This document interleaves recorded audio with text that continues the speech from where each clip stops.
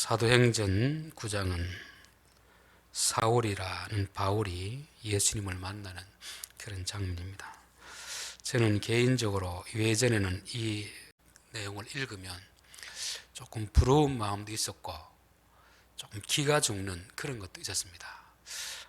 나도 사도 바울처럼 이렇게 좀 극적으로 예수님을 만났다면 남들에게도 좀 자신 있게 내가 예수 믿게 된 동기, 과정 설명할 수 있을 텐데 어려서부터 교회 다니다 보니까 이런 극적인 장면이 없습니다. 그래서 늘 어떻게 예수 믿었습니까? 물어보면 제가 믿고 싶어 믿은 게 아니고 태어나 보니까 믿는 가정에서 자라서 계속 그렇게 신앙생활했다는 그런 이야기 할 수밖에 없으니까 이런 내용을 보면 조금 열등감이 생기기도 하고 부럽기도 하고 그렇습니다.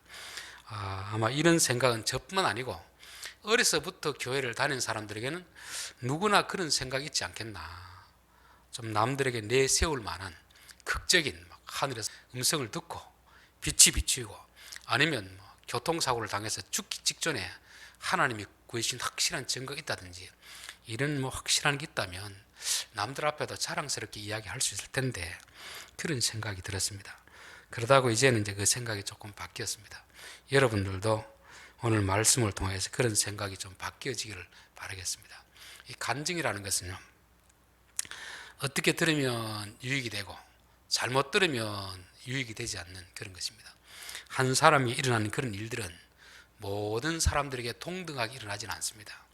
그래서 한 사람 일어나는 일이 이게 주관적인 경험이지 모든 사람에게 객관적으로 일어나는 그런 사실은 아니라는 것을 우리는 먼저 명심해야 됩니다.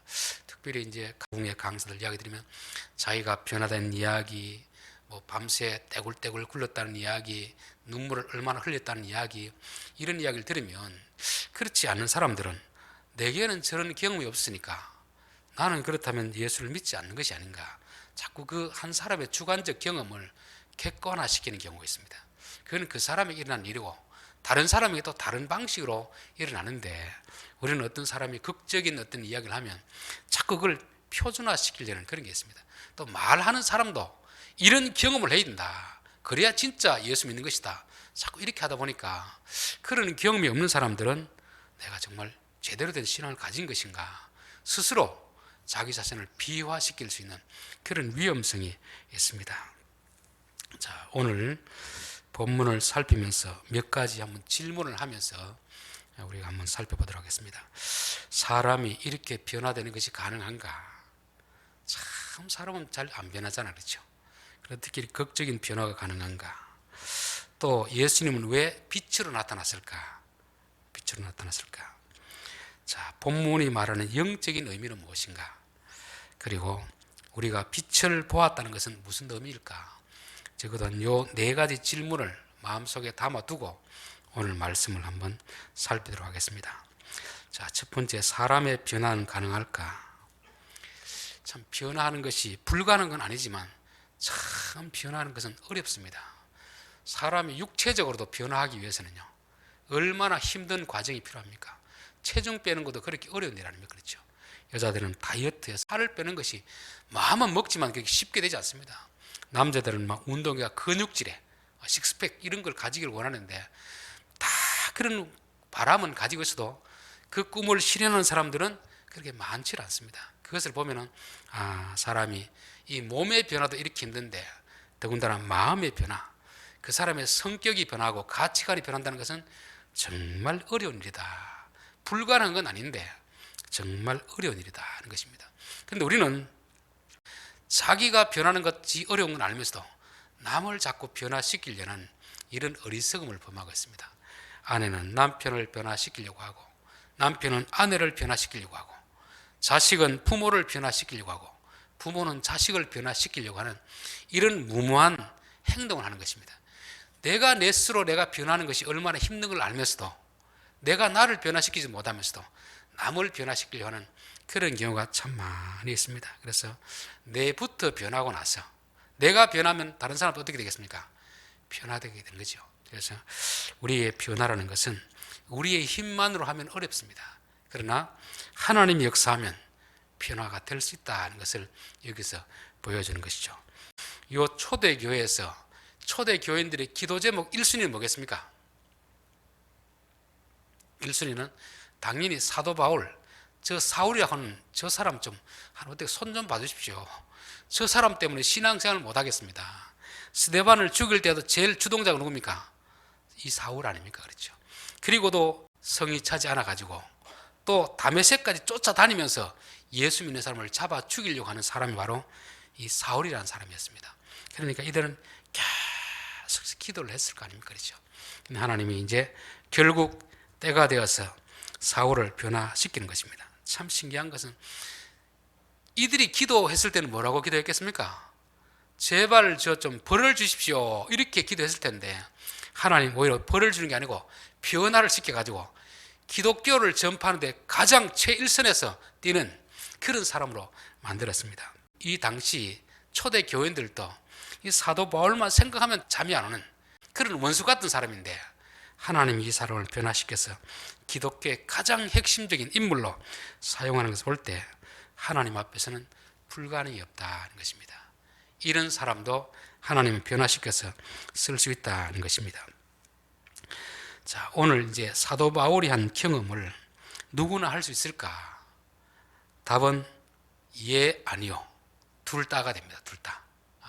1차적으로는 그럴 수 없다. 똑같은 경험을 할 수 없다는 것입니다.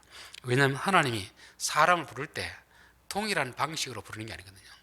그 사람에 맞추어서 형편과 처지, 성격, 학력 다 맞추어서 하기 때문에 사람이 동일한 사람이 없기 때문에 동일한 방식으로 부를 수가 없는 것입니다.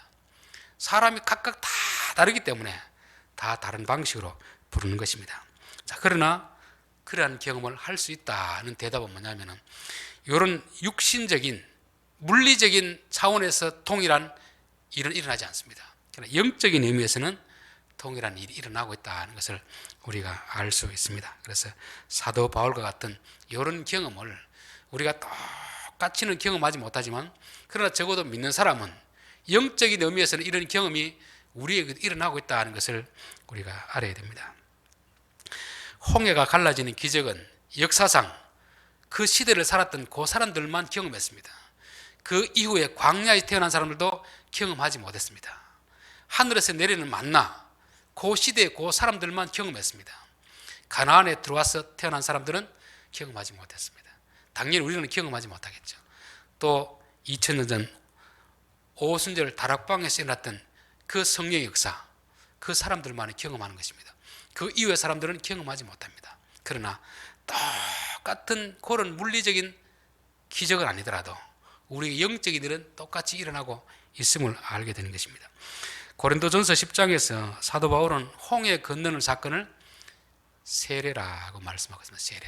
물론 물 세례를 하는 게 아니고 우리 마음에 죽고 사는 영적인 변화가 일어나는 사건을 홍해를 건너는 사건이라고 하는 것입니다. 그래서 우리가 눈으로 보는 홍해가 갈라지는 걸 경험하지 못하지만 우리의 영혼에서 우리의 삶과 죽음이 갈리는 이런 엄청난 일을 예수 믿는 사람 누구나 경험하게 되는 것이고 하늘에서 내리는 만나를 우리는 맛보지 못했지만 사도 바울은 신령한 말씀이 바로 그 만나라 그렇게 말씀하고 있습니다. 오순절에 일어난 그 성령의 역사도 우리의 말이 바뀌는 것이 바로 그런 역사인 것입니다. 그전에는 세상 말을 하던 사람들이 성령을 인하여서 믿음의 말을 하는 이런 사건들이 영적인 오순절이 되는 것입니다. 자, 그래서 사도 바울에게 일어났던 이 일은 겉으로 보이는 면에서 동일한 그런 사건 되지 않지만 우리 내면적으로 영적인 일에서는 누구에게 일어난 일이다 하는 것을 볼 수 있습니다. 자, 9장 1절 사울이 주의 제자들에 대하여 여전히 위협과 살기가 등등하여 대제사장에게 가서 다메섹 여러 회당에 가져갈 공문을 정하니 이는 만일 그 도를 따르는 사람을 만나면 남녀를 막론하고 결박하여 예루살렘으로 잡아오려 함이라. 사도 바울은 불신자가 아닙니다. 하나님을 믿는 사람입니다. 그런데 그 하나님을 믿는다고 하는 사람이 하나님의 백성들을 지금 잡아 죽이는 이런 일을 하고 있습니다. 교회에서 양극단의 이 잘못된 그런 게 있는데요. 첫 번째는 게으르고 나태한 것, 아니라는 것. 마치 한 달란트 받은 종처럼 게을러서 아무것도 하지 않는 사람들이 있습니다. 라오디게아 교회가 그런 교회잖아요. 게으르고 나태한, 아무것도 하지 않는 그런 교회가 있는 반면, 또 하나는 이 바울처럼 잘못된 열심이 있습니다. 잘못된 열심. 이 지금 사울이 하나님을 안 믿는 이방인이 아니고 하나님을 믿는 사람인데, 하나님의 아들을 믿는 사람들을 잡아 죽이는 이 잘못된 열심이 참 문제가 되는 거잖아요. 그래서 교회에서는 너무 게으르고 나태한 것도 신앙생활에 전혀 도움이 안 될 뿐만 아니라, 지나친 열심인데 잘못된 열심을 가진 사람은 교회를 더 분란에 빠지게 만드는 것입니다. 근데 어쩌면 게으르고 나태한 것보다는 잘못된 열심이 더 위험할 수가 있습니다. 예수님을 안 믿는 불신자보다 이단에 빠진 사람들이 더 위험해요. 왜냐하면 그들은 자기가 잘 믿는다고 생각하거든요. 아예 안 믿는 사람은 안 믿는다고 생각하는데, 이 잘못된 열심을 가진 사람은 자기가 누구보다도 잘 믿는다는 착각에 빠져있기 때문에 그런 자리에서 빠져나오기가 참 어려운 것입니다. 그렇기 때문에 사도 바울은 하나님 이런 강력한 사건이 아니면 변화시킬 수가 없는 것입니다. 저도 예전에는 나도 이런 막 극적인 경험을 하고 싶었는데, 이 극적인 경험을 한다는 건 결국 뭐냐면 그 상대방이 보통 사람처럼 보통의 방법을 해서 안 되기 때문에 극적인 방법을 동원하는 것이라고 볼 수 있는 것입니다. 자, 사울이 길을 가다가 다메섹에 가까이 이르더니 홀련히 하늘로부터 빛이 그를 둘러 비추는지라.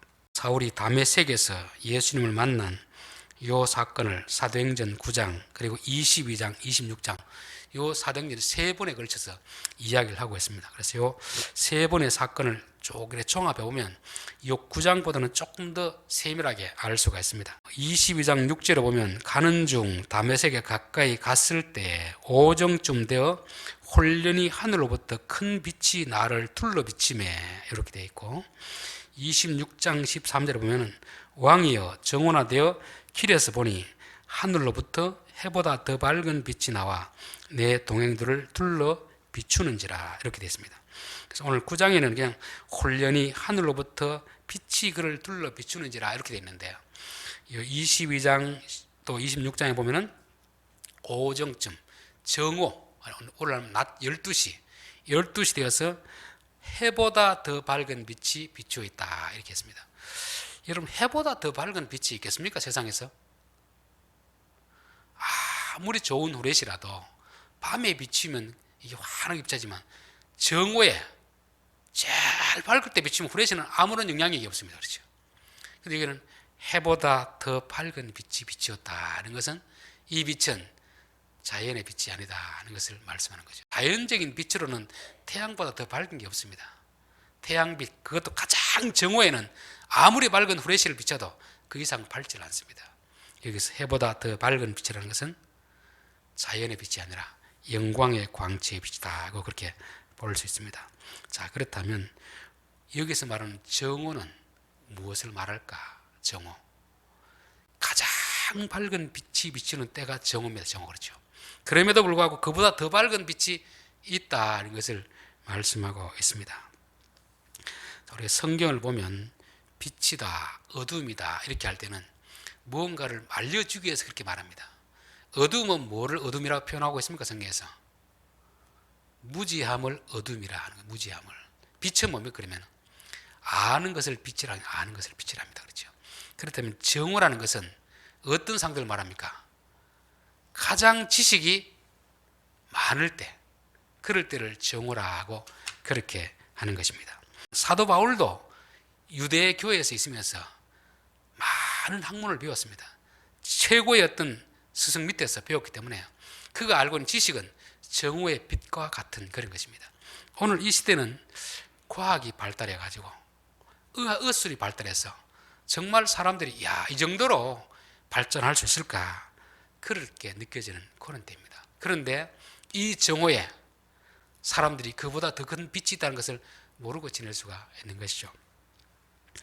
과학이 발달할수록, 의술이 발달할수록 사람이 똑똑한 것 같은데 더 바보 같아지는 것이 이런 현상인 것입니다. 이 정오에 그 빛보다 더 밝은 빛이 있다는 것을 사람들은 모르는 것이죠. 우리가 무엇을 보기 위해서는요, 두 가지 조건이 충족되어야 됩니다. 하나는 빛이 있는 빛. 빛이 없으면 볼 수 없습니다. 그렇죠? 캄캄한 데는 후라시가 있어야 보지 빛이 없는 데는 못 보잖아요. 그러나 더 중요한 것은 빛이 있어도 소경은 못 봅니다. 아무리 밝은 빛이 비쳐도 소경은 보지 못하는 것입니다. 성경이 지금 이걸 말하는 거죠.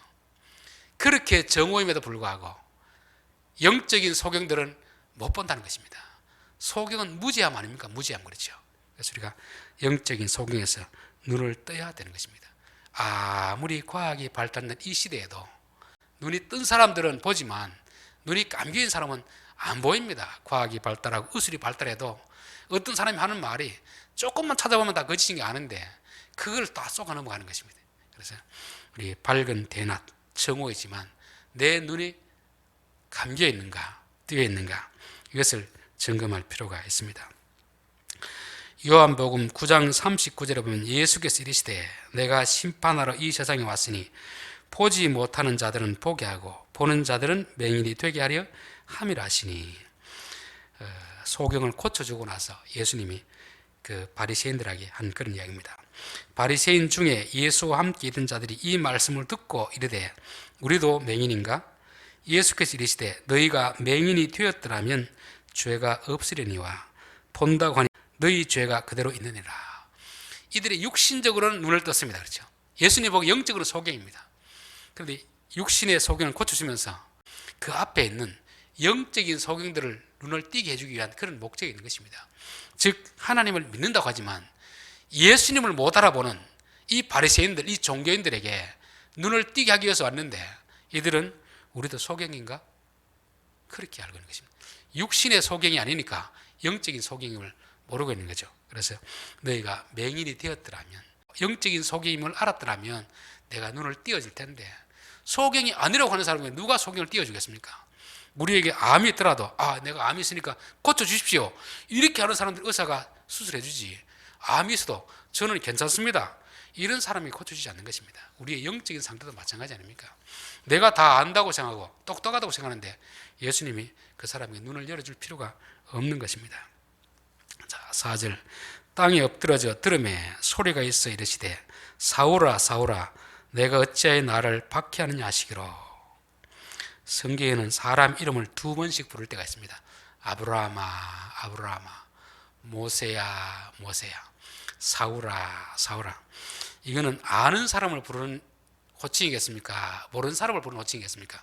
아주 친밀하게 잘 아는 사람을 부를 때 이렇게 부르는 것입니다. 근데 중요한 것은 주여 뉘시니까, 주여 뉘시니까. 부르는 쪽에서는 사울을 잘 아는 상태에서 부릅니다. 근데 사울 쪽에서는 부르는 사람을 누구인지 모릅니다. 가끔씩 그럴 때가 있잖아요. 어느 모임이라든지 가면은 저쪽에서 나를 안다고 아이고 목사님 반갑습니다 하는데 나는 아무리 생각해도 그 사람이 누구인지 모르겠습니다. 기억이 까마득해요. 참 이럴 때 난처하더라고요. 아는 척 하기도 그렇고 모르는 척 하기도 그렇고. 그래서 실례지만 도대체 누구십니까? 저를 어떻게 압니까? 이렇게 물어보는 게 정상적 아닙니까? 그렇죠? 그런데 주로 이제 이런 경우는 어떤 경우냐 하면은 우리가 연예인이라든지 유명인에 대해서는 그럴 수 있습니다. 우리는 그 사람을 알지만 그 사람은 우리를 모를 수가 있습니다. 그렇죠? 예전에 이제 집회를 하고 제가 그분을 분명히 강사로 픽업을 해줬는데 가면서 이야기를 많이 했는데 나중에 이제 카톡을 했더니 누구십니까? 물어보더라고요. 이 사람이 유명인이고 나는 무명인이구나. 나는 그 사람 아는데 그 사람은 나를 모르는구나. 내가 여기까지 픽업해주고 가면서 이야기했는데 그 사람 워낙 집회를 많이 다니니까 저를 기억할 리가 없잖아요. 보편적으로 보면 유명인이 무명인을 모릅니다. 무명인은 유명인을 알잖아요. 사울과 하나님 중에서 누가 유명인이겠습니까? 누가 누구를 알고 누가 누구를 몰라야 되겠습니까? 사울이 하나님을 아는 척 해야 되고 하나님 너 누구냐 이렇게 해야 이게 정상 아닙니까? 그렇죠? 그런데 오히려 반대 일이 일어나고 있는 것입니다. 유행가 가사 중에 그런 게 생각났습니다. 너가 나를 모르는데 내가 너를 알겠느냐? 그 사람이 나를 모르는데 내가 그 사람을 알 리가 없잖아요. 근데 여기서는 반대가 반대. 사울은 하나님을 모르는데 하나님은 사울을 알고 있습니다. 근데 참 비극적인 게 뭐냐면 사울은 하나님을 안다고 생각하고 있습니까? 모른다고 생각하고 있습니까? 사울은 자기가 하나님을 잘 안다고 생각하고 있는 거죠. 자기만큼 하나님을 사랑하는 사람도 없다고 생각하는 것입니다. 자기만큼 하나님 앞에 충성하는 사람도 없다고 생각하는 것입니다. 근데 정작 예수님 나타났을 때는 모르는 것입니다. 당신은 누구십니까? 상대 쪽에서는 잘 알고서 이름을 부르는데, 친밀하게 부르는데 정작 나는 모른다는 것입니다. 성경에 보면 엘리의 아들들은 행실이 나빠 여호와를 알지 못하더라. 제사장의 아들이고 제사를 집례하는 사람인데 하나님을 알지 못한다. 이 말이 됩니까? 오늘날로 말하면 목사가 매주 설교를 하는데 하나님을 알지 못하더라. 이와 똑같습니다. 여기서 알지 못한다는 것은 지식이 없다는 게 아닙니다. 경험적으로 알지 못하는 것이죠. 여러분이 저를 아는 거하고 제 가족이 저를 아는 거하고는 틀리지 않습니까? 그렇죠? 여러분이 아는 건 저에게 껍데기만 아는 것입니다. 껍데기. 피상적인 나눔이잖아요. 제 가족은 저의 속속들이 모든 걸 다 아는 것입니다. 안다고 해서 아는 게 아닙니다. 저도 김천에 온 지 20년이 이제 지났는데 노예분들 다 알잖아요. 이름이 누구고 어느 교회를 심호하고 그 사람이 어떤가 평가를 다 알고 있습니다. 그러나 진짜 아는 사람은 별로 되지 않습니다. 개별적으로 친분을 가지고 깊은 이야기를 나눈 사람은 알지만 그 외의 사람은 그냥 공적으로 아는 그런 정도 불과한 것입니다. 여기서도 모른다는 게 아니고 알긴 아는데 피상적으로 하는 것입니다. 사울도 자기가 누구보다도 하나님을 잘 안다고 생각했습니다. 하나님을 사랑한다고 생각했습니다. 그런데 막상 하나님의 아들이 딱 나타나니까 당신 누구이십니까? 그래서 우리의 신앙은 한 번쯤 점검해야 될 필요가 있는 것입니다. 우리가 하나님 아는데 정말 제대로 아는가? 아니면 남들이 아는 그냥 인터넷 치면 나오는 그런 피상적 지식으로 알고 있는가? 우리가 인터넷에 유명인 가수 치면은 나이가 얼마고 학력이 다 나오잖아요. 그거는 지식에 불과합니다. 피상적 지식에 불과합니다. 적어도 그 사람을 만나서 같이 밥 한 끼를 먹고 이런저런 이야기 나누고 이래 아는 거지. 우리는 피상적으로 아는 지식을 가지고 그게 안다고 생각하는 것입니다. 저는 하나님에 대해서도 충분히 그럴 수 있겠다. 교회 안에 열심히 있는 사람도 그럴 수 있겠다. 교회 안에 열심히 있는 사람 중에서 사도 바울보다 열심히 더 있는 사람이 어디 있겠습니까? 솔직히 그렇잖아요. 내가 믿는 하나님 위해서 몸 바쳐 충성하는 사람이 사도 바울인데, 그런데 정작 하나님의 아들이 나타났을 때는 그는 하나님을 몰랐습니다.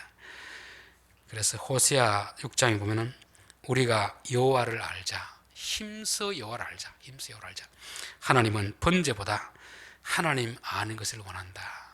지식적으로 성경 몇 장 읽고 신학교 가서 하는 이 지식이 아니고 정말 살아계신 하나님과 만나는 이런 경험이 있어야 되는데 이런 경험이 없다 보니까 너무 하나님에 대한 지식이 추상적인 이런 지식에 불과한 경우가 많이 있습니다. 그것은 사실 하나님을 안다고 하지만 실제는 모르는 것입니다. 하나님이 우리에게 다 나타났을 때 그 하나님을 모르는 것입니다. 이스라엘 백성들도 구약 성경에 나오는 하나님을 믿고 구약 성경이 예언한 메시아를 기다리고 있는데 정작 그 메시아가 왔을 때는 그 메시아를 죽였습니다. 왜 그렇겠습니까? 제대로 모르니까. 제대로 모르니까. 지식적으로 또 잘못된 지식을 가지고 있으니까 그렇게 되는 것입니다. 우리가 잘못된 하나님에 대한 인식을 가지고 있으면 지금 예수님이 지금 나타나면서 불구하고 당신은 누구입니까? 이렇게 할 수 있다는 것입니다. 그래서 우리가 바른 지식이 참 필요하다는 것을 말씀하고 있습니다. 그래서 이 사도 바울은 하나님과 예수님의 관계에 대해서 잘 몰랐습니다. 하나님은 열심히 섬겼는데 하나님과 예수님이 어떤 관계인지를 몰랐던 거죠. 오늘 우리들은 예수님과 성령님의 관계를 또 잘 모르고 있습니다. 이걸 알아야 우리가 어떻게 예수님이 어떻게 우리가 오신지 아는데 그걸 잘 모른다는 거죠. 그리고 두 번째 사도 바울이 몰랐던 것은 예수님과 성도들과의 관계를 몰랐습니다. 예수님이 당신이 누구십니까? 할 때 뭐라고 했습니까? 나는 너가 박해하는 예수라 했습니다. 사도 바울은 예수님을 만난 적도 없습니다. 예수님을 박해한 적도 없습니다. 누구를 박해했습니까? 예수 믿는 성도들을 박해했잖아요. 그렇죠? 그런데 예수님은 나를 박해했다 이렇게 말씀하고 있습니다. 왜냐하면 예수님과 우리 성도의 관계는 몸과 지체거든요. 한 몸의 지체거든요. 예수님 머리이고 교회가 뭡니까? 몸이잖아요. 몸. 그렇죠? 우리 한 사람은 팔이 될 수도 있고 다리가 될 수도 있고 안에 내장 어떤 장기가 될 수도 있고 여러 지체인 것입니다.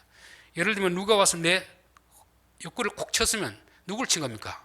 내 옆구리를 친 겁니까? 나를 친 겁니까? 뭔가 콕 치고 나서 저는 그 옆구리를 쳤지 저를 안 쳤습니다. 이렇게 하면 말이 안 되잖아요. 교인들은 예수님 몸이기 때문에 누군가 성도를 힘들게 하면 곧 예수님에 대한 박해입니다. 박해. 근데 요 바울은 그걸 몰랐습니다. 여러분, 하나님과 예수님은 별개의 존재가 아닙니다. 여러분, 아버지와 아들이 별개의 존재입니까? 누군가 우리 아들을 힘들게 하면 그게 곧 나를 힘들게 하는 거잖아요. 그렇죠? 우리 아들에게 잘해주면 내게 잘해주는 것입니다. 예수님과 하나님은 아버지와 아들 관계이기 때문에 동일한 존재거든요. 근데 그걸 모르고 하나님을 잘 섬기다 온 사람이 아들인 예수님을 박해한다. 이건 하나님을 잘 모르는 것입니다. 그리고 또 예수 믿는 성도들을 박해하면서도 누구를 박해하는지 모르고 있는 거죠. 자, 7절 같이 가던 사람들은 소리만 듣고 아무것도 보지 못하여 말을 못하고 서 있더라. 사울이 땅에 일어나 눈을 떴으나 아무것도 보지 못하고 사람의 손에 끌려 다메섹으로 들어갔어. 자, 7절 아무것도 보지 못했다는 건 뭘 보지 못했다는 겁니까? 해보다 더 밝은 빛이 비추는데 이걸 보지 못하는 것입니다. 이럴 수가 있겠습니까? 해보다 덜 밝은 것이 비치면 당연히 봐야 정상입니다. 그런데 이것은 물리적인 그런 빛이 아니고 영적인 빛인 거죠. 그렇기 때문에 누구 눈에는 보이고 누구 눈에는 안 보이게 됐습니다. 자연적인 것은 건강한 눈을 가진 사람은 다 볼 수 있습니다. 영적인 것은요, 영적인 눈이 뜨인 사람이 보이고 감긴 사람이 안 보입니다. 그래서 여기서 이 사람들이 보지 못했다는 것은 영적인 눈이 감겼다는 것입니다. 8절 사울이 땅에 일어나 눈을 떴으나 아무것도 보지 못하고, 이거는 무슨 눈이 감겼다는 겁니까? 육신의 눈이 감겼다는 거죠. 그래서 성경에는 육신의 눈, 영적인 눈, 이게 교대로 막 나오기 때문에 이게 뭘 못 봤다는 것인지 이걸 이해를 해야 됩니다. 그렇지 않으면 왜 똑같이 그 해보다 더 밝은 게 비치는데 누구는 보고 누구는 못 보느냐, 거짓말 아니냐, 그렇게 할 수 있는데 이 거짓말이 아니고 영적인 것은 영적인 눈이 뜨인 사람에게 보이는 것입니다. 설교를 이렇게 해도 어떤 사람 알아듣는 사람이 있고 못 알아듣는 사람이 있습니다. 영적인 귀가 열린 사람은 알아듣고 귀가 닫힌 사람은 못 알아들어요. 내 귀가 열렸으면 들리고 내 눈이 뜨였으면 보이고 내 눈이 감겼으면 안 보이고 귀가 감겼으면 안 들리는 것입니다. 이 육신의 귀, 육신의 눈을 말하는 게 아닙니다. 영적인 귀를 말하는 것입니다. 자, 에베소 1장 18절에 보면 너희 마음의 눈을 밝히사 그의 부르심의 소망이 무엇이며 성도 안에서 그 기업의 영광의 풍성함이 무엇이며 그의 힘의 위력으로 역사하심을 따라 믿는 우리에게 베푸신 능력의 지극히 크심이 어떠한 것을 너희로 알게 하시기를 원하노라. 눈이 뜨이면 보게 하시기를 원합니다. 해야 됩니까? 알게 하기를 원해야 됩니까? 성경에 믿음의 눈이 뜨인다, 이 말은 눈으로 본다는 말도 있지만 더 중요한 것은 알게 된다는 것입니다. 알게 된다는 것입니다. 영어로 see가 보다는 말 아닙니까? 보다. 근데 그거는 보다는 말만 아니고 know, 알다는 말도 있습니다. see, 보다는 뜻에는 보다는 것도 있고 알다는 게 있고, 결국 보는 건 왜 보느냐 하면은 알기 위해서 보는 거거든요. 눈으로 봐도 알지 못하면 그건 소경입니다. 성경이 말하는 영적인 눈이 뜨인다는 말은 뭐냐면 진리를 깨달아 안다는 그런 말씀을 하고 있습니다. 고린도후서 4장 4절에 그 중에 이 세상의 신이 믿지 아니하는 자들의 마음을 혼미하게 하여 그리스도의 영광의 복음의 광채가 비치지 못하게 하니, 그리스도는 하나님의 형상이니라. 어떤 사람들이, 믿지 않는 사람들에게는 그 마음에 광채가 비쳐야 되는데 광채가 비치지 못하도록 막고 있다는 것입니다. 자, 6절 어두운 데에 빛이 비치라 말씀하셨던 그 하나님께서 예수 그리스도의 얼굴에 있는 하나님의 영광을 아는 빛을 우리 마음에 비추셨느니라. 어떤 사람은 이 빛이 안 비치고 어떤 사람은 비춰주는 것입니다. 빛이 비친다 안 비친다는 말은 무슨 뜻이겠습니까? 그 말씀이 깨달아지느냐 안 깨달아지느냐 그걸 말하는 것입니다. 그 과정이 이제 5절에 보면은 우리가 저는 복음으로 말미암아, 우리가 복음을 전했을 때, 복음을 듣지 못했을 때는 어둠 가운데 있는 사람들입니다. 근데 복음이라는 것은 빛이거든요. 빛, 그렇죠. 이 빛이 비추일 때 어떤 사람에게는 깨달아진 사람이 있고 깨달아지 못하는 사람이 있다는 것입니다. 앞에 서론에서 말씀드린 전제 중에서 이 사도 바울이 경험했던 경험을 우리들 할 수 있는가? 영적인 의미에서는 할 수가 있습니다.